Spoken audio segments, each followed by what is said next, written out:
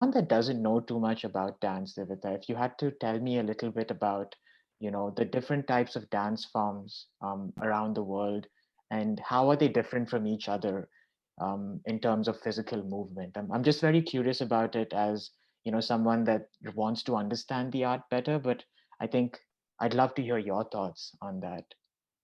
So the world that I have kind of gotten into for dancing is more on the concert side. Okay. So while I started, every society has their own dance forms and art forms, and most of the societies actually start their dancing from their folk dancing. Okay. And all of those dancing, the dancing usually happens primarily to celebrate some or the other event. Okay. Um, but when you see the concert world, that kind of has now become more formal and commercialized.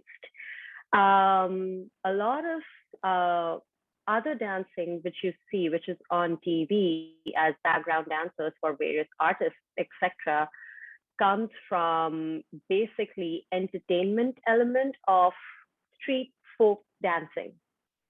It is again that is highly commercialized primarily because of the artists you're dancing behind. Hmm. Um, so there is no real particular way of distinguishing based on body movement Okay. because I have seen different dance forms imbibe soft as well as harsh or very clear staccato movements as well.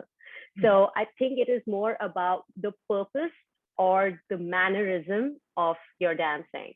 So the dance world that I am in currently is more on the concert side, which primarily stems from ballet world. Okay. Ballet came from a lot of concert come folk dancing in France, and that's where it was developed and codified. And then later, with one of their kings, it became more of a formal event.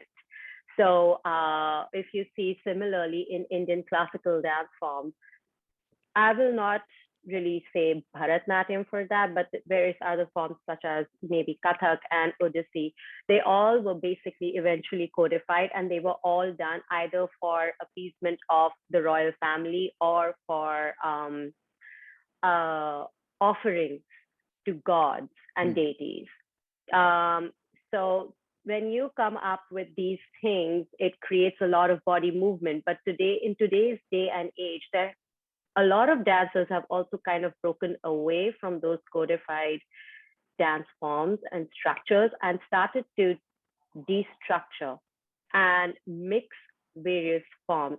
And that is what contemporary really stands for. Oh. So if you see the contemporary dancing, which was taking place in primarily a lot of Europe and America in 60s, 50s, 70s, 1900s, of course, um, they were breaking away primarily from ballet. Hmm. Now, in today's day and age, contemporary is breaking away from ballet, the contemporary, which is now called modern, which came after ballet. They're also breaking away from that. Hmm. And they're coming up with a whole new idea of movement, which does have that technique and skill, but there's a lot more freedom that comes with it to experiment with your skeleton and your movement and your energy and different dance styles. Hmm. So, for example, in the city of New York, you're going to have different contemporary dancers who are going to bring in different flavors. So there are, say, maybe some Hispanic dancers who are going to bring in their flavors. There are some Indian dancers who are going to bring in their flavors to the contemporary movement. There are some Black dancers who are going to bring in their movement and their flavor to it. So it is a very interesting period.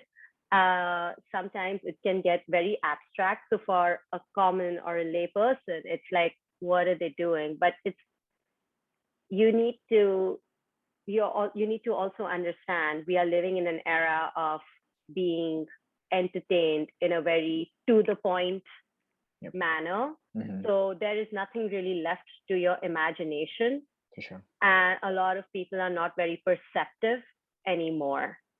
So I think um, a lot of lay people will be challenged if they Hmm. go ahead and watch these performances or concerts, because that is where their imagination, their perception, and their compassion are, those levels are pushed